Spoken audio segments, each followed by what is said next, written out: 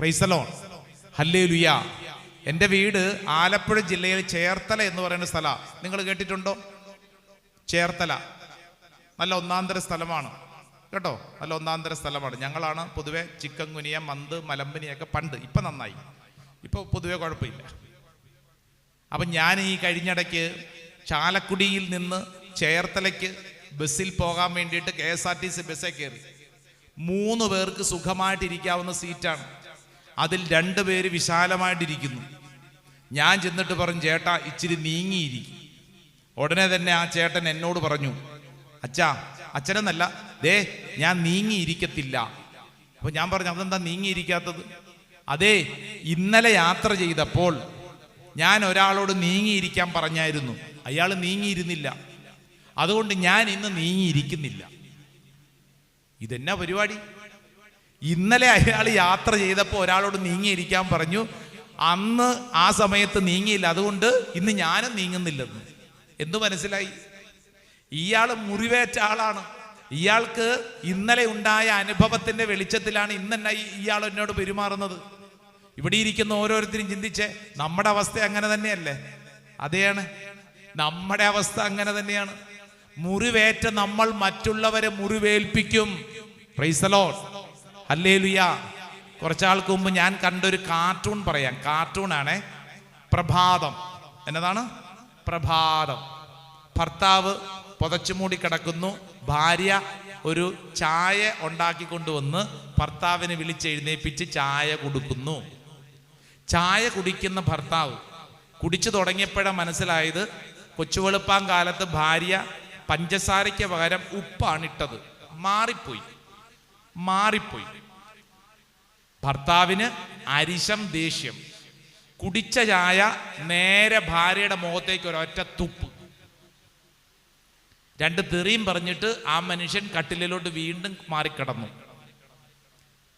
ഏറ് കിട്ടിയ വിഷമം സഹിക്കുന്ന ഈ ഭാര്യ മുറിയുടെ പുറത്തിറങ്ങി അങ്ങോട്ടും ഇങ്ങോട്ടും നടക്കണം. അസ്വസ്ഥയാണേ. ഇനി എന്താ വേണ്ടത്? ഈ കിട്ടിയത് ആർക്കെങ്കിലും കൊടുക്കണമല്ലോ.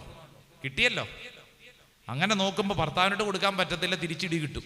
അത് കാരണം എന്ത് ചെയ്യണമെന്നറിയാതെ വിഷമിക്കുമ്പോഴാണ് ദേ 10ാം ക്ലാസ്സിൽ പഠിക്കുന്ന മകള് അപ്പുറത്ത് കസേര ഇരുന്ന് പഠിക്കുന്നു, ഉറങ്ങുന്നു. രാവിലത്തെ സമയമല്ലേ. ഈ അമ്മ അങ്ങോട്ട് ചെന്നുവെച്ചും അവളുടെ മുടിക്കുത്തിന് പിടിച്ചിട്ടൊരു കുത്തു കൊടുത്തിട്ട് പറഞ്ഞു, മര്യാദയ്ക്കിരുന്ന് പഠിക്കടി എന്ന് പറയും. അവൾ ചിന്തിക്കുമ്പോൾ, ചേടാ വെറുതെ ഇരുന്ന് എൻ്റെ തലക്കിട്ട് എന്തിനാണ് അവ കുത്ത് കിട്ടിയത് അല്ലേ? അമ്മ കുത്തു കൊടുത്തു കഴിയുമ്പോൾ അമ്മയ്ക്ക് ആശ്വാസം, അമ്മ പോയി, കിട്ടിയത് കൊടുത്തല്ലോ. ഇനി ഈ 10ാം ക്ലാസ്സുകാർ ചിന്തിക്കുമോ, ചേടാ എനിക്കിട്ട് ഈ കുത്ത് എന്തിനാ കിട്ടിയ ദൈവമേ, ഇത് ആർക്കെങ്കിലും കൊടുക്കണമല്ലോ എന്ന് നോക്കുമ്പോഴത്തേക്കാണ് അനുജൻ 5ാം ക്ലാസ്സിൽ പഠിക്കുന്നവൻ. അവൻ കട്ടിലേൽ മൂടി പൊതിച്ച് കിടന്നുറങ്ങുന്നുണ്ട്. ഇവള് പയ്യെ കസേര മാറ്റി ചെന്ന് അങ്ങോട്ട് ചെന്ന് ഈ അനുജന്റെ ബെഡ്ഷീറ്റ് മാറ്റി അവനെ തുടക്കിട്ടൊരു ഒറ്റ അടി കൊടുത്തിട്ട് എഴുന്നേറ്റ് പോടേർക്കാന്ന് പറയും. ഈ ചെറുക്കൻ എഴുന്നേറ്റിരുന്നിട്ട് ചിന്തിക്കും, ചേടാ വെറുതെ ഇരുന്ന് എനിക്കിട്ട് എന്തിനാണാവോ ഇപ്പൊ ഇങ്ങനെ ഒരു അടി കിട്ടിയത്. അടി കൊടുത്ത പെണ്ണ് പോയി. ഈ ചെറുക്കൻ ഇങ്ങനെ ഇരുന്നിട്ട് ചിന്തിക്കും, എനിക്കൊരു വിഷമായല്ലോ, ഇനിയിപ്പോൾ ആർക്കിട്ടെങ്കിലും ഒരെണ്ണം കൊടുക്കണമല്ലോ. അങ്ങനെ നോക്കുമ്പോഴാണ് കട്ടിലിൻ്റെ അടിയിൽ അവൻ്റെ പ്രിയപ്പെട്ട പട്ടി കിടന്നുറങ്ങുന്നു. പട്ടി. ഇവൻ സാവധാനം താഴത്തോട്ടിറങ്ങി പട്ടിയുടെ വാലെ പിടിച്ചൊരൊറ്റ വലിഭൗ എന്നും പറഞ്ഞുകൊണ്ട് പാട്ടി ഒരൊറ്റ ചാട്ടം. അയ്യോ സോറി കേട്ടോ, ആ ചേച്ചി ഉറങ്ങി വരുമായിരുന്നു. ഇങ്ങോട്ട് നോക്കിയേ, ആ പട്ടി ഒരൊറ്റ ചാട്ടം പുറത്തോട്ട്. അപ്പോഴാണ് ദാണ്ട് അപ്പുറത്തൊരു പൂച്ച നോക്കുമ്പോഴത്തേക്ക് ഒരു പട്ടി കുരച്ചോണ്ട് വരുന്ന അപകടം. പൂച്ച മുമ്പേ ഓടും. പൂച്ച ഓടി ഗേറ്റിൻ്റെ സൈഡിൽ ചെല്ലുമ്പോൾ ഒരു എലി നോക്കുമ്പോഴത്തേക്ക് അപകടം. പൂച്ച വരുന്നു. ആഹാ, പൂച്ചയുടെ പുറകിൽ പട്ടി, പട്ടിയുടെ പുറകിൽ 5ാം ക്ലാസ്സിൻ്റെ പുറകിൽ 10ാം ക്ലാസ്, 10ാം ക്ലാസ്സിൻ്റെ പുറകിൽ അമ്മ, അമ്മയുടെ പുറകിൽ ഭർത്താവ് അല്ലേ, ഭാര്യയുടെ പുറകിൽ ഭർത്താവ്. ഇനി ഈ എലി പോയിട്ട് ഈ പ്രപഞ്ചത്തിൽ എവിടെയെങ്കിലും കയറും. നിങ്ങൾ ചിന്തിച്ചോളൂ, ഈ പ്രപഞ്ചം മുഴുവൻ എവിടുന്നാ തുടങ്ങിയത്? രാവിലെ ഉപ്പ് പഞ്ചസാര അങ്ങോട്ടും ഇങ്ങോട്ടും മാറിപ്പോയത് തുടങ്ങിയത് ഈ പ്രപഞ്ചത്തിൽ ഓരോ കോണിലേക്കും ചെല്ലും എന്ന് പറഞ്ഞു കഴിഞ്ഞാൽ എന്താ? നമ്മുടെ ഒരു മാനുഷിക സ്വഭാവം എന്ന് പറഞ്ഞു കഴിഞ്ഞാൽ മുറിവേൽപ്പിച്ച് നമ്മൾ മറ്റുള്ളവരെ മുറിവേൽപ്പിക്കും. നമ്മുടെയൊക്കെ വീട്ടിലെ പ്രശ്നം അതല്ലേ? സങ്കടം, മുറിവ്, സങ്കടം ഭാരം അകത്തുള്ളത് കൊണ്ട് ഈ മുറിവ് നമ്മൾ മറ്റുള്ളവരെ ഏൽപ്പിച്ചുകൊണ്ടേയിരിക്കുന്നു, മറ്റുള്ളവരെ തകർത്തുകൊണ്ടേയിരിക്കുന്നു. Praise the Lord. ഹല്ലേലൂയ, ഹല്ലേലൂയ. ഇത് നമ്മുടെ ബന്ധങ്ങളെ നശിപ്പിക്കുന്നു. നമ്മുടെ ജീവിത അവസ്ഥകളെ നശിപ്പിക്കും. ഞാൻ ഓർക്കുന്നുണ്ട്, ഈ സ്കൂളിൽ പഠിക്കുന്ന സമയത്തുണ്ടല്ലോ, ചില ടീച്ചേഴ്സ് നല്ല ടീച്ചേഴ്സാണ്, പക്ഷെ ചില ദിവസങ്ങളിൽ അവരുടെ ഒരു വരവുണ്ട്. അവരിങ്ങോട്ട് വന്നിട്ട് ഒരു കാരണവുമില്ലാതെ ചന്നം ഭിന്നം ചന്നം കുറേ എണ്ണത്തിന് അങ്ങോട്ട് തല്ലും. കുറേ എണ്ണത്തിനെ അടിച്ചു കഴിയുമ്പോഴത്തേക്ക്, ഇന്നിപ്പോൾ കുട്ടികളെയൊന്നും തല്ലാൻ പാടില്ലല്ലോ, അന്ന് തല്ലി കഴിയുമ്പോൾ ഈ ടീച്ചർക്ക് ഒരു ആശ്വാസം, മാറി ടീച്ചർ വിശ്രമിക്കും. ഇന്ന് എനിക്ക് മനസ്സിലായി, ഈ ടീച്ചർ വീട്ടിൽ ഭർത്താവിനോട് വഴക്കുണ്ടാക്കിയിട്ട് വന്നതാ. ഭർത്താവിനോട് വഴക്കുണ്ടാക്കി ഭർത്താവിനെ തല്ലാൻ പറ്റാത്തത് കൊണ്ട് സ്കൂളിൽ വന്നിട്ട് ഈ കുട്ടികളോട് പരാക്രമം മുഴുവൻ കാണിച്ചപ്പോൾ ടീച്ചറിനൊരു ആശ്വാസം. ഇത് നമ്മുടെ എല്ലാവരുടെ സ്വഭാവമാണ്. നമ്മുടെ ഉള്ളിലൊരു മുറിവ് വന്നാൽ ഈ മുറിവ് മറ്റുള്ളവരെ നമ്മൾ ഏൽപ്പിച്ച് മറ്റുള്ളവരെ നശിപ്പിക്കുന്ന രീതി. എൻ്റെ പ്രിയപ്പെട്ടവരെ, സങ്കീർത്തനം 34:5 നമ്മളെ പഠിപ്പിക്കുന്നത് ഇന്നത്തെ ദിവസത്തിൽ ഈ ശുശ്രൂഷയിൽ ദൈവത്തിൻ്റെ ഒരു അഭിഷേകത്തിന് വേണ്ടിയിട്ട്, അതായത് അവിടുത്തെ നോക്കിയവർ പ്രകാശിതരായി, അവരുടെ ഇരുട്ട് മാറി, അവരുടെ മുറിവുകൾ സൗഖ്യപ്പെട്ടു. ഹല്ലേലൂയാ, ഹല്ലേലൂയാ, ഹല്ലേലൂയാ. ഹൃദയം നുറുങ്ങിയ ഓരോ വ്യക്തിയും, നിന്റെ ജീവിതത്തിൽ നീ കടന്നു പോകുന്ന ഏത് മുറിവേറ്റ അവസ്ഥയാണെങ്കിലും ഈശോ ഇന്നത്തെ ദിവസം ക്ഷണിക്കുന്നത് എന്തിനെന്നറിയോ? നിന്റെ മുറിവിനെ ഇതാ ഈശോ സൗഖ്യപ്പെടുത്താൻ ആഗ്രഹിക്കുന്നു. ഹല്ലേലൂയാ, ഹല്ലേലൂയാ. വലതുകരം ഒന്ന് ഉയർത്തിപ്പിടിച്ചേ, വലതുകരം ഒന്ന് ഉയർത്തിപ്പിടിച്ചേ, ഉച്ചത്തിലൊരു ഹല്ലേലൂയ പറഞ്ഞേ. ഇടതുകരം ഉയർത്തി ഉച്ചത്തിൽ പറഞ്ഞേ. രണ്ട് കരങ്ങൾ ഉയർത്തി പറഞ്ഞേ. കരങ്ങളൊന്ന് വീശിക്കൊണ്ട് പറഞ്ഞേ. ഹല്ലേലൂയാ, ഹല്ലേലൂയാ, ഹല്ലേലൂയാ. പ്രിയപ്പെട്ട സഹോദരങ്ങളെ, മുറിവേറ്റവൻ മറ്റുള്ളവരെ മുറിവേൽപ്പിക്കുമെന്നുള്ളത് ഈ ലോകത്തിന്റെ തത്വമായിരിക്കെ, നീ ഒരു ക്രിസ്ത്യാനി ആയതിന്റെ മെച്ചം എന്താണെന്നറിയാവോ? നിന്റെ മുറിവുകൾക്ക് സൗഖ്യമുണ്ടെന്നാണ് ഈ തിരുവചനം, ഈ കൺവെൻഷൻ നിന്നെ പഠിപ്പിക്കുന്നത്. നീ മുറിവേറ്റ് മറ്റുള്ളവരെ മുറിവേൽപ്പിക്കേണ്ട വ്യക്തിയല്ല, നീ മറ്റുള്ളവരെ നശിപ്പിക്കേണ്ട വ്യക്തിയല്ല. നിന്റെ മുറിവ് സൗഖ്യപ്പെടണം, അതോടൊപ്പം മറ്റുള്ളവരെ നീ സൗഖ്യപ്പെടുത്തണം. പ്രൈസ് ദി ലോർഡ്, ഹല്ലേലൂയ, ഹല്ലേലൂയ. വിശുദ്ധ പൗലോസ്ലീഹ കൊരിന്ത്യർക്ക് എഴുതിയ 2-ാം ലേഖനം അതിന്റെ 1-ാം അധ്യായം 4-ാം തിരുവചനം ഒന്ന് വായിച്ചാലോ?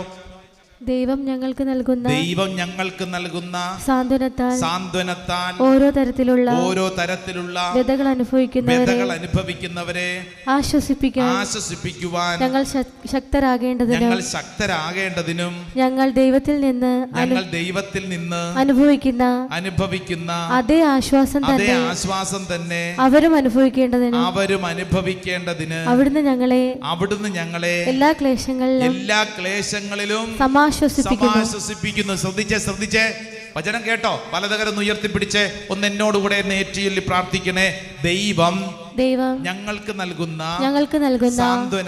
സാന്ത്വനത്താൽ ഓരോ തരത്തിലുള്ള വ്യതകൾ അനുഭവിക്കുന്നവരെ ആശ്വസിപ്പിക്കുവാൻ ഞങ്ങൾ ശക്തരാകേണ്ടതിനും ഞങ്ങൾ ദൈവത്തിൽ നിന്ന് അനുഭവിക്കുന്ന അതേ ആശ്വാസം തന്നെ അവരും അനുഭവിക്കേണ്ടതിനും അവിടുന്ന് ഞങ്ങളെ എല്ലാ ക്ലേശങ്ങളിലും സമാശ്വസിപ്പിക്കുന്നു. ഹല്ലേലൂയ. ഇങ്ങോട്ട് നോക്കിക്കേ, നിനക്ക് മുറിവുകൾ ഉണ്ടായത്, നിനക്ക് സങ്കടങ്ങൾ ഉണ്ടായത് എന്തിനാണെന്ന് പൗലോസ്ലീഹ പഠിപ്പിക്കുകയാണ്. മറ്റുള്ളവരെ ആശ്വസിപ്പിക്കുന്നതിന് വേണ്ടി, മറ്റുള്ളവർ സൗഖ്യപ്പെടുന്നതിന് വേണ്ടിയാണ് നിനക്ക് മുറിവുകൾ ഉണ്ടായതെന്ന്. Hallelujah, hallelujah. മറ്റുള്ളവരെ സൗഖ്യപ്പെടുത്തുന്നതിന് വേണ്ടിയാണ് നിനക്ക് ചില അനുഭവങ്ങൾ ഉണ്ടായത്. ഓരോരുത്തരും ചിന്തിച്ചോ, നിനക്ക് ചില അനുഭവങ്ങൾ ഇന്നലകളിൽ ഉണ്ടായത്. നമ്മൾ ഒറ്റപ്പെട്ടല്ലോ, അവഗണിക്കപ്പെട്ടല്ലോ, നിങ്ങളെക്കുറിച്ച് മറ്റുള്ളവർ ഇല്ലാക്കഥകൾ പറഞ്ഞല്ലോ, നിങ്ങളുടെ കുടുംബത്തിൽ നിങ്ങൾ കടന്നു പോകുന്ന ദാരിദ്ര്യം, ദുഃഖം എന്തിനാ ഉണ്ടായ? അങ്ങനെ ഉണ്ടായത് കൊണ്ടാണ് ഇന്ന് ഇവിടെ നമ്മൾ ഇരിക്കുന്നത്. ആമേൻ പറഞ്ഞേ ചേച്ചി, ആമേൻ. അങ്ങനെ ഉണ്ടായത് എന്തിനാണെന്ന് വചനത്തോട് ചോദിച്ചാൽ വചനം പറയുവാണ്, നിനക്കങ്ങനെ സങ്കടമുണ്ടായത് മറ്റുള്ളവരെ ആശ്വസിപ്പിക്കുന്നതിന് വേണ്ടിയാണ്, മറ്റുള്ളവരെ സഹായിക്കുന്നതിന് വേണ്ടിയാണ്, അല്ലാതെ നിന്റെ മുറിവുകൾ മറ്റുള്ളവർക്ക് കൊടുക്കാനല്ല. Hallelujah, hallelujah, hallelujah. അടുത്തിരിക്കുന്ന ആൾക്കൊന്ന് കൈ കൊടുത്തോണ്ട് പറഞ്ഞേ, നിന്റെ വേദന മറ്റുള്ളവരെ ആശ്വസിപ്പിക്കാനാണ്. നിന്റെ വേദന മറ്റുള്ളവരെ ആശ്വസിപ്പിക്കാനാണ്. പ്രൈസ് ദി ലോർഡ്, ഹല്ലേലൂയ. എനിക്ക് പരിചയമുള്ള ഒരു അച്ഛൻ, എൻ്റെ ഒരു സുഹൃത്തായ വൈദികൻ. ഈ അച്ഛൻ്റെ പ്രത്യേകത, ഈ അച്ഛന് മദ്യപാനികളോട് വലിയ സ്നേഹമാണ്. ആരോട്? മദ്യപാനികളോട്. കാരണം അവരുടെ കൂട്ടത്തിൽ പോയി കുടിക്കാനല്ല, മറിച്ച് മദ്യപാനികളെ കണ്ടാൽ ഈ അച്ഛൻ അവരുടെ പുറകെ പോയി അവരെ എങ്ങനെയെങ്കിലും പിടിച്ച് കെട്ടിക്കൊണ്ടുവന്ന് ഒരു ധ്യാനമൊക്കെ കൂടിച്ച് അവരെ ഒന്ന് ചികിത്സയൊക്കെ നടത്തി അവരെ ടിപ്പ് ടോപ്പ് ആക്കും. ഇതാണ് അച്ഛൻ്റെ ശുശ്രൂഷ. ഞാൻ ഒരിക്കലും ഈ അച്ഛനെ കണ്ടപ്പോൾ അച്ഛനോട് ചോദിച്ചു, എൻ്റെ അച്ഛന് സ്വസ്ഥതയുണ്ടോ? മദ്യപാനികളുടെ പുറകെ നടന്ന് അച്ഛൻ്റെ സ്വസ്ഥതയൊക്കെ പോയില്ലേ? ഈ അച്ഛനുണ്ടല്ലോ, മദ്യപാനികളെ കണ്ടു കഴിഞ്ഞാൽ അവരുടെ പുറകെ പോയി തടന്ന് അവരെ എവിടുന്നെങ്കിലും തപ്പിക്കൊണ്ടുവന്ന് അവരെ രക്ഷപ്പെടുത്തും. അപ്പം ഞാൻ ഒരിക്കൽ ചോദിച്ചു, ഈ അച്ഛന് വേറെ പണിയൊന്നും ഇല്ല? ഈ മദ്യപാനികളുടെയൊക്കെ പുറകെ നടന്ന് എന്തൊരു സമയം പോക്കാണ്, എന്തിനിങ്ങനെ ചെയ്യണത്? ഈ അച്ഛൻ എൻ്റെ അടുക്ക് പറഞ്ഞു, അച്ഛാ അത് അച്ഛന് മനസ്സിലാകത്തില്ല. ഞാൻ പറഞ്ഞു, അതെന്താ അങ്ങനെ? അതേ, എൻ്റെ അപ്പൻ ഒരു നല്ല മദ്യപാനിയായിരുന്നു. ഈ അച്ഛൻ എന്നിട്ട് കരഞ്ഞോണ്ട് പറയുക, അച്ഛാ എൻ്റെ ചെറുപ്പകാലത്തിൽ നാട്ടുകാർ മുഴുവൻ എന്നെ കളിയാക്കുമായിരുന്നു. കുടിയൻ്റെ മകൻ എന്നും പറഞ്ഞുകൊണ്ട് നാട്ടുകാരെന്നെ കളിയാക്കും. ഞാൻ ഓൾട്ടർ ബോയ് ആയിരുന്നു പള്ളിയിൽ. വികാരി അച്ഛൻ എന്നോട് പറയും, പള്ളിപ്പെരുന്നാൾ വരുമ്പോൾ എന്നോട് പറയും, നിന്റെ അപ്പനെ വീട്ടിൽ പൂട്ടിയിട്ടേക്കണം. നാട്ടിലിറങ്ങി കഴിഞ്ഞാൽ പള്ളിയിൽ പ്രദക്ഷിണത്തിന് വന്നു കഴിഞ്ഞാൽ പ്രദക്ഷിണം കുളമാക്കും ഈ അപ്പൻ.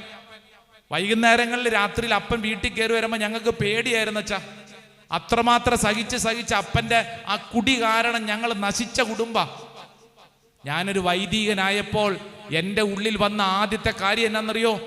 എൻ്റെ അപ്പൻ നടന്നതുപോലെ വേറെ ഒരാൾ നടക്കാതിരിക്കാൻ, എൻ്റെ പോലത്തെ ഒരു ബാല്യകാലം മറ്റുള്ളവർക്ക് ഉണ്ടാകാതിരിക്കാൻ എനിക്കുണ്ടായ അനുഭവത്തിൻ്റെ വെളിച്ചത്തിൽ ഞാനൊരു തീരുമാനമെടുത്തു. ഞാൻ ഈ മദ്യപാനികളെ എങ്ങനെയെങ്കിലുമൊക്കെ ഒന്ന് രക്ഷിക്കും. പിടികിട്ടിയോ? എന്ത് മനസ്സിലായി? ഈ അച്ഛൻ്റെ ചെറുപ്പകാലഘട്ടത്തിൽ ഈ അച്ഛൻ അങ്ങനത്തെ ഒരു അവസ്ഥയിലൂടെ കടന്നുപോയത് കൊണ്ട് ഇന്ന് അച്ഛൻ അനേകരെ സൗഖ്യപ്പെടുത്തുന്ന ഒരു വൈദികനായി മാറി. ഒന്ന് കൈയടിച്ച് ഈശോയ്ക്ക് നന്ദി പറഞ്ഞേ. നിനക്കൊരു വിഷമം, ഭാരം, മുറിവ്, സങ്കടം നിന്റെ ജീവിതത്തിൽ ഉണ്ടായത് നന്നായി. അതുകൊണ്ട് എന്താ ഗുണം? ഇന്ന് നിനക്ക് അനേകരെ രക്ഷിക്കാൻ പറ്റും. നീയും അതുപോലെ തന്നെ കുടിയനാകാനല്ല. നിനക്ക് കാര്യത്തിന്റെ ഗൗരവം മനസ്സിലായെങ്കിൽ നീ എന്ത് ചെയ്യണം? നീ ആ വിഷയത്തിൽ ഇടപെട്ട് ദൈവിക കൃപയ്ക്ക് വേണ്ടി ആഗ്രഹിക്കണം. ഹല്ലേലൂയാ. നിനക്ക് ചില കഷ്ടപ്പാടുകൾ ഉണ്ടായത് നന്നായി. ഞാൻ ചോദിക്കട്ടെ, ധൂർത്തപുത്രൻ എപ്പോഴാ മാനസാന്തരപ്പെട്ടത്? പറഞ്ഞേ, ധൂർത്തപുത്രൻ എപ്പോഴാ മാനസാന്തരപ്പെട്ടത്? പന്നിക്കുട്ടി ചെന്നപ്പോഴാണോ? അയാൾ എങ്ങനെ പന്നിക്കുട്ടി ചെന്നേ? വിശപ്പ് വന്നപ്പോൾ. എപ്പോഴാ വിശന്നത്? ബൈബിളിൽ ഒരു കുഞ്ഞു വചനം എഴുതിയിട്ടുണ്ട്. പറയുന്നവർക്ക് സമ്മാനം. ഒരു കൊച്ചു വചനം എഴുതിയിട്ടുണ്ട്. ഒരു കൊച്ചു വചനം. ബോധം വന്നത് എപ്പോഴാ? ബൈബിളിൽ ഒരു കുഞ്ഞു വചനം എഴുതിയിട്ടുണ്ട്. ആരും പറയാത്തതുകൊണ്ട് ഞാൻ തന്നെ പറയാം. അപ്പോൾ ആ ദേശത്ത് ഒരു ക്ഷാമമുണ്ടായി. എന്തുണ്ടായി? ക്ഷാമം. അപ്പോൾ ആ ദേശത്തൊരു ക്ഷാമമുണ്ടായി, ഒരു പട്ടിണി ഉണ്ടായി, ഒരു അസ്വസ്ഥതയുണ്ടായി. എൻ്റെ പ്രിയപ്പെട്ട സഹോദരങ്ങളെ, ആ ക്ഷാമം ഉണ്ടായത് കൊണ്ടാണ് ആ മനുഷ്യന്റെ ജീവിതത്തിൽ മാറ്റം ഉണ്ടായത്. ഇവിടെ ഇരിക്കുന്ന എനിക്കും നിനക്കും ചില ക്ഷാമം ഉണ്ടാവുന്നത് നല്ലതാ. ചില പട്ടിണി, ചില കഷ്ടപ്പാടെ, ചില രോഗമേ ഉണ്ടാവുന്നത് നല്ലതാ. ഹല്ലേലൂയാ. അടുത്തിരിക്കുന്ന ആൾക്കൊന്ന് കൈ കൊടുത്തോണ്ട് പറഞ്ഞ്, ചില ക്ഷാമം ഉണ്ടാവുന്നത് നല്ലതാ. ഇപ്പോൾ ഉള്ള ക്ഷാമം പിന്നെ എന്ത് ചെയ്യുമല്ലേ? ചില ക്ഷാമം, ചില പട്ടിണി ഉണ്ടാകണം നല്ലതാണ്. ഞാൻ ഈ പോട്ടാശ്രമത്തിൽ ഇപ്പോൾ വന്നിട്ട് 2 വർഷമായുള്ളൂ. അതിൻ്റെ പട്ടം കിട്ടിയ ആദ്യത്തെ 4 വർഷം പോട്ടാശ്രമത്തിലുണ്ടായിരുന്നു. അതിനുശേഷം ബോംബെയിലും ഡൽഹിയിലൊക്കെയുള്ള ധ്യാന കേന്ദ്രങ്ങളിൽ ഞാനിങ്ങനെ കറങ്ങി ഇപ്പോൾ പോട്ടാശ്രമത്തിലെത്തി. ഡൽഹിയിൽ കഴിഞ്ഞ് 8 വർഷം ശുശ്രൂഷ ചെയ്തു. അവിടെ ആയിരുന്നപ്പോഴത്തേക്ക് കേരളത്തിൽ നിന്ന് ഒരു 15ഓളം നേഴ്സ് പിള്ളേര് വിദേശത്തേക്ക് അവരെ ജോലിക്ക് വേണ്ടിയിട്ട് ഏകദേശം 20 ലക്ഷത്തോളം രൂപ ഓരോ നേഴ്സുമാർ കൊടുത്തിട്ടുണ്ട്. അവരെ വിദേശത്തേക്ക് കൊണ്ടുപോകാൻ വേണ്ടിയിട്ട് അവിടെ ഒരു ഹോട്ടലിൽ കൊണ്ട് താമസിപ്പിച്ചിട്ടുണ്ട്. എല്ലാം റെഡിയായിട്ടിരിക്കുന്നു. അവർ നാളെ യാത്രയാവും. 15 നേഴ്സുമാർ. തലേ ദിവസം രാത്രിയിൽ ഇവരുടെ ഏജന്റ് മുങ്ങി. ഏജന്റ് മലയാളിയാ. അയാൾ മുങ്ങി. അങ്ങനെ ആയിരിക്കുമല്ലോ അല്ലേ? അയാൾ മുങ്ങി. 15 പിള്ളേര് 15 ലക്ഷം രൂപ വെച്ച് ഓരോരുത്തർ 15 പിള്ളേർ കൊടുത്ത് 15 ലക്ഷം രൂപ വെച്ച് കൊടുത്തിട്ടുണ്ട്. ഇയാളെക്കുറിച്ചൊരു തുമ്പുമില്ല. എങ്ങോട്ട് പോകും? ഇവർക്കുള്ള യാത്ര ചെയ്യാൻ പറ്റത്തില്ല, എല്ലാം നഷ്ടപ്പെട്ടു. പോലീസിലെ കേസ് കൊടുത്തു, രക്ഷയില്ല. ഈ 15 പിള്ളേരിൽ 14 പേരുടെയും വീട്ടുകാർ ഡൽഹിയിൽ എത്തി. എന്നിട്ട് അവരെല്ലാവരെയും കൊണ്ടുപോയി കേസൊക്കെ കൊടുത്തു. അതിൽ ഒരു പെൺകുട്ടി, ആ പെൺകുട്ടിക്ക് വിദേശത്തേക്ക് പോകാൻ പറ്റുന്നില്ല, നാട്ടിലോട്ടും പോകാൻ പറ്റുന്നില്ല. കാരണം നാട്ടിലാകപ്പാടെയുള്ള സ്ഥലം, ആ സ്ഥലം അത് ബാങ്കിൽ വെച്ചിട്ടാണ് അതിൻ്റെ പണം എടുത്തിട്ടാണ് ഈ പെണ്ണ് 20 ലക്ഷം രൂപ ഈ ഏജന്റിന് കൊടുത്തത്. ഈ പെണ്ണ് കരഞ്ഞോണ്ട് പറഞ്ഞു, ഞാൻ നാട്ടിൽ പോവില്ല, എൻ്റെ വീട്ടിലെ കഷ്ടപ്പാട് അത്രമേലുണ്ട്, ഞാൻ എന്തും പറഞ്ഞാ പോണത്, എനിക്കെന്തെങ്കിലും ജോലി കിട്ടാതെ ഞാൻ ഇനി തിരിച്ചു പോകത്തില്ല. അപ്പോഴാണ് അവിടുത്തെ കുറച്ച് പ്രേക്ഷിതർ പറഞ്ഞു, എന്നാ അച്ഛാ ഇവളെ നമുക്ക് കുറച്ച് നാൾ ധ്യാനകേന്ദ്രത്തിൽ നിർത്താം. അങ്ങനെ ഇവളെയും കൊണ്ട് ധ്യാനകേന്ദ്രത്തിൽ വന്ന് ഈ പെണ്ണ് കരച്ചിലോട് കരച്ചില്, എല്ലാം നഷ്ടപ്പെട്ട പെണ്ണിൻ്റെ ഒരു കരച്ചിലേ, അത് വല്ലാത്ത കരച്ചില. ഈ പെണ്ണിന് കരച്ചിലിനിടയിൽ എന്നോട് പറഞ്ഞു, അച്ഛാ ഇനി എന്ത് ചെയ്യും, എന്നെ ദൈവം ഉപേക്ഷിച്ചില്ലേ? ഞാൻ പറഞ്ഞു, നിന്നെ ദൈവം ഉപേക്ഷിച്ചിട്ടില്ല, നിന്നെ ദൈവം ഉപേക്ഷിച്ചിട്ടില്ല. അപ്പൊ ആ പെണ്ണ് എന്നോട് പറഞ്ഞു, അച്ഛന് പറയാൻ എളുപ്പ, എൻ്റെ അവസ്ഥ ഒന്ന് ആലോചിച്ച് നോക്കിയേ അച്ഛാ, അതിനുമേലും ഞാൻ അവസ്ഥയിലാണ്, എൻ്റെ വീട്, എൻ്റെ സ്വപ്നം എല്ലാം തീർന്നില്ലേ? ഞാൻ പറഞ്ഞു, മോളെ നീ ഒരു കാര്യം ചെയ്യ്, നീ ഇന്ന് കടന്നു പോകുന്ന അവസ്ഥ നിന്റെ ദൈവത്തിനറിയാം, നീ വിഷമിക്കണ്ട, നീ ധ്യാന മന്ദിരത്തിൽ താമസിച്ചോളൂ, നിനക്ക് ഭക്ഷണവും വിശ്രമിക്കാനുള്ള സ്ഥലങ്ങളൊക്കെ ഇവിടെ തരാം. ഞാനിവിടെ എന്നാ ചെയ്യാനാച്ചാ? ഞാൻ പറഞ്ഞു, നീ ഇവിടെ ഇരുന്നുണ്ട് ആകപ്പാടെ ചെയ്യേണ്ടത് എന്താണെന്നറിയാവോ? നിത്യാരാധന ചാപ്പൽ ഇരുന്ന് നീ പ്രാർത്ഥിക്കുക. ബൈബിളുണ്ട്, നോട്ട് ബുക്ക് തരാം. ഒരു ബൈബിൾ നോട്ട് ബുക്കും കൊടുത്തിട്ട് പറഞ്ഞു, ഉൽപ്പത്തി പുസ്തകം മുതൽ വചനം വായിക്കുക. ഇടയ്ക്കിടയ്ക്ക് ചില വചനം വായിക്കുമ്പോൾ നിനക്ക് ഇഷ്ടപ്പെടും, ചിലത് നിന്നെ സ്പർശിക്കും, അത് നോട്ട് ബുക്കിൽ എഴുതണം. നിനക്ക് കിട്ടുന്ന പ്രചോദനങ്ങൾ നോട്ട് ബുക്കിൽ എഴുതണം. അങ്ങനെ നീ വചനം പഠിക്ക്. എൻ്റെ പ്രിയപ്പെട്ടവരെ, കുറേ ദിവസം അവിടെ ഇരുന്ന് കരഞ്ഞു. കരച്ചിൽ മാറി, സാവധാനം അവൾ ഗൗരവമായിട്ട് വചനം പഠിക്കാൻ തുടങ്ങി. ഒരു 6-7 മാസം കഴിഞ്ഞപ്പോൾ ധ്യാന മന്ദിരത്തിൽ ഒരു ധ്യാനം കൂടാമെന്നൊരു ചേട്ടൻ, മലയാളി ചേട്ടൻ തന്നെയാ, അദ്ദേഹത്തോട് ഈ പെൺകുട്ടിയുടെ കാര്യം പറഞ്ഞപ്പോൾ അദ്ദേഹം പറഞ്ഞു, അച്ഛാ 5 നയാ പൈസ വാങ്ങാതെ ഈ പെൺകുട്ടി ഞാൻ വിദേശത്ത് ഗൾഫിലെ ഒരു ഗവൺമെന്റ് ഹോസ്പിറ്റലിൽ ഈ പെൺകുട്ടിക്ക് ജോലി മേടിച്ചു കൊടുത്തോളാമെന്ന് പറഞ്ഞു. അയാൾ വാക്കുപാലിച്ചു. നല്ല ഉയർന്ന സാലറിയിൽ ഈ പെണ്ണിന് കർത്താവ് ഒരു ജോലി ഗൾഫ് രാജ്യത്ത് ഒരുക്കി കൊടുത്തു. കൈയടിച്ച് ഈശോയ്ക്ക് നന്ദി പറഞ്ഞേ. ഹല്ലേലൂയ. ഞാനിപ്പോൾ ആ പെണ്ണിന് ജോലി കിട്ടിയ കാര്യം പറയാനല്ല വന്നത്, മറിച്ച് ഗൾഫില് ഒരു ശുശ്രൂഷയ്ക്ക് വേണ്ടിയിട്ട് ഒരു പള്ളിയിൽ ശുശ്രൂഷയ്ക്ക് വേണ്ടി ചെന്ന നാളുകളിൽ അവിടുത്തെ അച്ഛൻ എന്നോട് പറഞ്ഞു, അച്ഛാ ഇന്ന് ഉച്ചവരെ ഇവിടുന്ന് 300 കിലോമീറ്റർ അകലെ ഒരു സ്ഥലത്ത് ഒരു ശുശ്രൂഷ നടക്കുന്നുണ്ട്. ലേബർ തൊഴിലാളികളാണ്. അവിടെ ഒരു ടെന്റ് കെട്ടി അതിൻ്റെ അകത്ത് മലയാളികളായിട്ടുള്ള 100-300ഓളം പേര് ധ്യാനിക്കുന്നു. ഒരു ശുശ്രൂഷയാണ്. എല്ലാ വെള്ളിയാഴ്ച അവർക്ക് ശുശ്രൂഷയുണ്ട്. അവർക്കിവിടെ പള്ളി വരാൻ പറ്റത്തില്ല. അവിടെ ഞങ്ങൾ പോയൊരു ശുശ്രൂഷ നടത്തും. അച്ഛൻ വരുന്നോ? ഞാൻ പറഞ്ഞു, ഞാൻ വരാം. ഞാൻ ഈ അച്ഛൻ്റെ കൂട്ടത്തിൽ വണ്ടിക്കകത്ത് പോയി 300 കിലോമീറ്റർ അകലെയുള്ള ഒരു മണലാരിടത്തിൻ്റെ ഒരു കോണില്, അവിടെ ഒരു കൂടാരത്തിൽ 300ഓളം വരുന്ന മലയാളികൾ, ശക്തമായ ശുശ്രൂഷ. എന്നെ പവർ ശുശ്രൂഷ എന്നറിയോ? ഇവിടെ നിന്നുകൊണ്ട് തീ കത്തുന്ന അഭിഷേകം. ഞാൻ നോക്കുമ്പോൾ ഒരു പെൺകുട്ടി അൾത്താരിൽ നിന്ന് വചനം പറയുന്നു. നല്ല കത്തിയുള്ള, നല്ല ശക്തമായിട്ടുള്ള വചനം, കത്തിപ്പടരുന്ന അഭിഷേകം. ഞാൻ ഈ ശുശ്രൂഷയൊക്കെ കണ്ട് ഞാൻ ഈ സങ്കീർത്തി വന്ന് നിൽക്കുന്നു. അതിനുശേഷം ഞാനാണ് അൾത്താരെ കയറേണ്ടത്. ഒരു ആശീർവാദ പ്രാർത്ഥനയുണ്ട്. ശുശ്രൂഷ കഴിഞ്ഞിട്ട് ഈ പെണ്ണ് സങ്കീർത്തി വന്ന് നിന്നു. എന്നിട്ട് എന്നോട് ചോദിച്ചു, അച്ഛൻ എന്നെ ഓർമ്മയുണ്ടോ? ഞാൻ നോക്കി, ഞാൻ ഞെട്ടി. ഏത് പെണ്ണെന്നറിയോ? നമ്മുടെ ധ്യാന കേന്ദ്രത്തിൽ 6-7 മാസം വന്ന് ജീവിതത്തിന്റെ കണ്ണുനീര് മുഴുവൻ ഇറക്കി വെച്ച പെണ്ണ് ദേ വചനം പറയുന്നു. ഞാൻ ചോദിച്ചു, എൻ്റെ പൊന്നു കൊച്ചേ, എടി നീ എങ്ങനെ ഇവിടെ? നിനക്ക് ഈ ഗൾഫിൽ ഇവിടെ എവിടെയോ നല്ല ജോലി കിട്ടിയെന്നല്ലേ? അങ്ങനെയല്ല നിന്നെ ഞങ്ങൾ പറഞ്ഞു വിട്ടത്. അതേ അച്ഛാ, എനിക്ക് നല്ല ജോലിയുണ്ട്, നല്ല ശമ്പളമുണ്ട്, ഞാൻ സന്തോഷമായിട്ടിരിക്കുന്നു. അച്ഛാ, ഇടയ്ക്ക് അവധി കിട്ടുമ്പോണ്ടല്ലോ ഞാൻ ഇങ്ങനെയുള്ള ശുശ്രൂഷയ്ക്ക് പോകും. അച്ഛാ, ഞാൻ ഈ പ്രെയർ ഗ്രൂപ്പിലുണ്ട് അച്ഛാ. അപ്പൊ ഞാൻ ഈ പെണ്ണിനോട് ചോദിച്ചു, എടി നീ എങ്ങനെ ഈ വചനം പറയാൻ പഠിച്ചത്? നീ നേഴ്സല്ലേ? നീ നേഴ്സിംഗ് അല്ലേ പഠിച്ചത്? നീ എങ്ങനെ വചനം പറയണേ? എന്നാ പവർ ശുശ്രൂഷയാ. അപ്പൊ ആ പെൺകുട്ടി കയ്യിലിരിക്കുന്ന ബൈബിളും നോട്ട് ബുക്കും കാണിച്ചിട്ട് എന്നോട് ചോദിച്ചു, അച്ഛൻ ഈ നോട്ട് ബുക്ക് ഓർമ്മയുണ്ടോ? അച്ഛാ, അന്ന് എൻ്റെ ജീവിതത്തിൽ തകർന്ന് തരിപ്പണമായപ്പോ ഞാൻ ആ ധ്യാന മന്ദിരത്തിൽ വന്നപ്പോ അച്ഛൻ തന്ന നോട്ട് ബുക്കാ. നോക്കച്ചാ, അന്ന് ഞാൻ എൻ്റെ കണ്ണുനീര് കൊണ്ട് എഴുതിയ വചനമാണ് അച്ഛാ എൻ്റെ നോട്ട് ബുക്കിലുള്ളത്. എൻ്റെ ജീവിതത്തിൻ്റെ സങ്കടമാണച്ച, കഷ്ടപ്പാടിൻ്റെ നടുവിൽ ഞാൻ പഠിച്ച വചനമാണ് ഞാൻ ഇന്ന് പ്രസംഗിക്കുന്നത്. ഹല്ലേലൂയാ. മനസ്സിലായോ? എന്ത് മനസ്സിലായി? ചില കഷ്ടത, ചില ജീവിത അനുഭവങ്ങൾ, സങ്കടങ്ങൾ, കണ്ണുനീര് ഉണ്ടാവുന്നത് നല്ലതാണ്. ഹല്ലേലൂയാ. അങ്ങനെ ആ പെൺകുട്ടിയുടെ ജീവിതത്തിൽ ഒരു കഷ്ടത ഉണ്ടായതുകൊണ്ടാണ് ഇന്ന് കർത്താവ് അവളെ ഒരു ജീവിക്കുന്ന സാക്ഷിയാക്കി മാറ്റിയത്. ഇവിടെ ഇരിക്കുന്ന ഓരോരുത്തരും ചിന്തിച്ചോളൂ, നിന്റെ ജീവിതത്തിൽ ചില കഷ്ടതകൾ ഉണ്ടായത് നന്നായി. അടുത്തിരിക്കുന്ന ആളോടൊന്ന് കൈ കൊടുത്തോണ്ട് പറഞ്ഞു, ചില കഷ്ടത ഉണ്ടായത് നന്നായി. അതേന്ന് ഉണ്ടായത് നന്നായിന്ന്. അങ്ങനെ ഉണ്ടായത് കൊണ്ടാണ് ഇന്ന് നമ്മൾ ഇവിടെ ഇരുന്ന് വചനം കേൾക്കുന്നതും പ്രാർത്ഥിക്കുന്നതും. വിശ്വസിക്കുന്ന ഒരൊച്ചത്തിൽ പറഞ്ഞ് ആമേൻ, ആമേൻ. എന്റെ പ്രിയപ്പെട്ടവരെ, ഇംഗ്ലീഷിൽ നമ്മൾ അതിനെക്കുറിച്ച് പറയും, every disappointment it is his appointment. Every disappointment നമ്മൾ പറയുമല്ലോ, നിരാശപ്പെട്ടു, disappointed. Every disappointment it is his appointment. ആരുടെ അപ്പോയിന്റ്മെന്റ്? ദൈവത്തിന്റെ അപ്പോയിന്റ്മെന്റ് ആണ്. നിനക്കുണ്ടായ പരാജയം, നിനക്കുണ്ടായ സങ്കടം, നിനക്കുണ്ടായ കണ്ണുനീര്, ഇത് ദൈവം ഒരുക്കിയതാണെന്ന് വിശ്വസിച്ചോ. അങ്ങനെ വിശ്വസിച്ചാൽ എന്താ മെച്ചമെന്നറിയോ?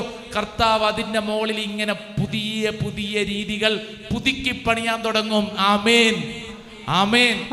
ഇന്നുണ്ടായ സങ്കടം അതിന്റെ മുകളിലാന്ന്, അതിന്റെ മുകളിലാ.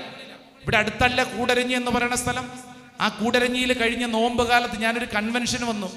കൺവെൻഷന് 2-ാം ദിവസം ഒരു അമ്മയും 3 പെൺമക്കളും കൂടെ കരഞ്ഞോണ്ട് കൂടരഞ്ഞി സെന്റ് സെബാസ്റ്റ്യൻ പള്ളിയുടെ വാതിക്കെ നിന്നോണ്ട് കരഞ്ഞോണ്ട് എന്നോട് പറഞ്ഞ, അച്ഛാ, ഞങ്ങളുടെ കുടുംബം ഉണ്ടല്ലോ ജപ്തിയുടെ വക്കില. ജപ്തി. ഞാൻ ഈ 3 പെൺകുട്ടികളെയും കൊണ്ട് എങ്ങോട്ട് പോകും അച്ഛാ? അറിഞ്ഞുകൂടാ, എന്താ ചെയ്യേണ്ടെന്നൊരു പിടുത്തവും ഇല്ല.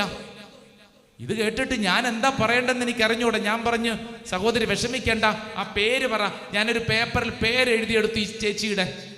എന്നിട്ട് ഞാൻ പറഞ്ഞു, സഹോദരി, എനിക്കറിയാവുന്നത് ഞാൻ പറയാം. സഹോദരിയുടെ കണ്ണുനീര് ദൈവം കാണുന്നു, ദൈവം ഇടപെടും. അപ്പൊ ആ സഹോദരി ചോദിച്ചു, എന്തെങ്കിലും ഞാൻ പ്രാർത്ഥിക്കേണ്ട എങ്ങനെയാ? ഞാൻ പറഞ്ഞു, സങ്കീർത്തനം 150 അധ്യായങ്ങളുണ്ട്. 1-ാം അധ്യായം തൊട്ട് സഹോദരി വായിച്ചു തുടങ്ങിക്കോ, ദൈവത്തിന്റെ ആത്മാവ് ഇടപെടും. സംഭവം കഴിഞ്ഞിട്ട് ഒരു 7-8 മാസം, ഇപ്പൊ കഴിഞ്ഞ നോമ്പ് കാലത്തായിരുന്നു ഇവിടെ ധ്യാനിപ്പിക്കാൻ വന്നത്. കഴിഞ്ഞ ആഴ്ചയിൽ കൂടരഞ്ഞിയില് പോപ്പുലർ മിഷൻ ധ്യാനത്തിന് വേണ്ടി പോട്ടാശ്രമത്തിൽ നിന്ന് ഞാൻ ഉൾപ്പെടെയുള്ള അനേകരും ഞങ്ങൾ ഒരുമിച്ച് വന്നു. പോപ്പുലർ മിഷൻ ധ്യാനത്തിന്റെ പ്രത്യേകതയാണ് വീടാന്തരം കയറിയിറങ്ങും. എന്നെ ഏൽപ്പിച്ചിരുന്നത് 250 വീട്ടുകാരുള്ള ഒരു സെന്റർ. ഞാനും എൻ്റെ കൂടെയുള്ള അച്ഛനും 2 വശങ്ങളിലേക്കും തിങ്കളാഴ്ച രാവിലെ വീട് സന്ദർശനത്തിന് വേണ്ടി ഇറങ്ങി. കഴിഞ്ഞതിൻ്റെ മുമ്പിലത്തെ തിങ്കളാഴ്ച ഒരു ഉച്ച സമയമായിട്ടുണ്ട്. പല വീടുകളും കയറിയിറങ്ങി ഞാൻ ഇങ്ങനെ ചെല്ലുമ്പോൾ ഒരു വീടിന്റെ മുൻവശത്ത് ഒരു കയറ്റമാണ്. ആ കയറ്റത്തിന്റെ മുകളിൽ ഒരമ്മയും 3 പെൺമക്കളും കൂടെ നിൽക്കുന്നു. ഞാൻ നോക്കി, അവരെന്നെ നോക്കി നിൽക്കും. അവരുടെ വീട്ടിലാണ് ഞാൻ കയറി ചെല്ലേണ്ടത്. അങ്ങോട്ട് കയറി ചെല്ലുമ്പോൾ ആ അമ്മയും 3 മക്കളും കൂടെ എന്നോട് ചോദിച്ചത്, അച്ഛാ, ഒരു സ്തുതിയൊക്കെ ചൊല്ലിയിട്ട് അവർ പറഞ്ഞു, അച്ഛാ, ഞങ്ങളെ ഓർക്കുന്നുണ്ടോ അച്ഛാ? ഞാൻ പറഞ്ഞു, നിങ്ങളെ മറന്നാലും നിങ്ങളുടെ കണ്ണുനീര് ഞാൻ മറക്കുകയില്ല. കൂടരഞ്ഞി സെന്റ് സെബാസ്റ്റ്യൻ ദേവാലയത്തിന്റെ മുൻവശത്ത് നിങ്ങളുടെ കണ്ണുനീര് വീണതല്ലേ, എനിക്ക് മറക്കാൻ പറ്റത്തില്ല. ഞാൻ ചോദിച്ചു, എന്നിട്ട് എന്തുണ്ടായി? നിങ്ങളിപ്പോ ജപ്തിയൊക്കെ പെട്ടോ? എന്താ അവസ്ഥ? ഉടനെ തന്നെ ആ ചേച്ചി ഉണ്ടല്ലോ, റൈറ്റ് സൈഡിൽ അവരുടെ കോളിംഗ് ബെല്ലടിക്കുന്ന ഒരു ബെല്ലിന്റെ സ്ഥാനത്ത് ഒരു വചനം എഴുതി ഒട്ടിച്ചു വെച്ചിട്ടുണ്ട്. എന്നോട് പറഞ്ഞ, അച്ഛാ, അച്ഛനെ അന്ന് കാണുമ്പോൾ ഞങ്ങളുടെ ഈ സ്ഥലത്ത്, ഇപ്പൊ ഈ വചനം എഴുതി ഒട്ടിച്ചിരിക്കുന്ന സ്ഥലത്ത് ജപ്തി നോട്ടീസ് അച്ചടിച്ചു വെച്ചിരിക്കുകയായിരുന്നു. ജപ്തി നോട്ടീസ് ഒട്ടിച്ചു വെച്ചിരുന്ന സ്ഥലമാണിത്. അച്ഛാ, ഞങ്ങൾ അന്ന് മുതൽ വചനം വെച്ച് പ്രാർത്ഥിക്കാൻ തുടങ്ങിയില്ലേ? അച്ഛൻ പറഞ്ഞില്ല, വചനം സങ്കീർത്തനമൊക്കെ പറഞ്ഞ് വായിക്കാൻ തുടങ്ങി കഴിഞ്ഞപ്പോൾ, അച്ഛാ, പറഞ്ഞാൽ വിശ്വസിക്കാനാകാത്ത കാര്യം ഞങ്ങളുടെ കുടുംബത്തിലേക്ക് ദൈവം ചെയ്യാൻ തുടങ്ങി. ജപ്തി കർത്താവ് എടുത്തു മാറ്റി. ഇന്ന് ഞങ്ങൾ സമാധാനത്തോടെ ഈ വീട്ടിൽ ജീവിക്കുന്നു. ജപ്തി നോട്ടീസ് ഒട്ടിച്ചു വെച്ച സ്ഥാനത്ത് വചനമാണ് എഴുതി ഒട്ടിച്ചു വെച്ചിരിക്കുന്നത്. ഹല്ലേലൂയാ. ഒച്ചത്തിൽ പറഞ്ഞ ഹല്ലേലൂയാ. വിശ്വസിക്കുന്നവരെന്ന് കൈയടിച്ച് ഈശോയ്ക്ക് നന്ദി പറഞ്ഞേ.